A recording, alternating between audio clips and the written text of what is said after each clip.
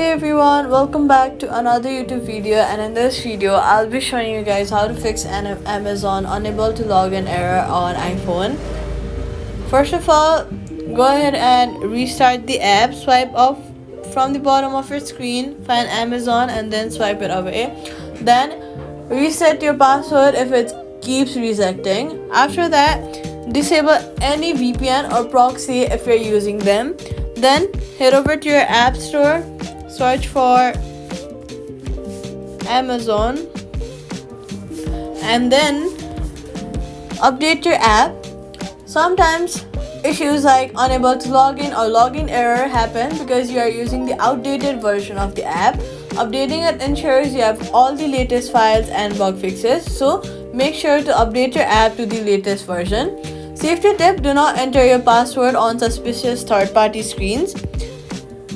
Quick fix: log in through Safari, then reopen the app, and that's it. Subscribe for more fixes.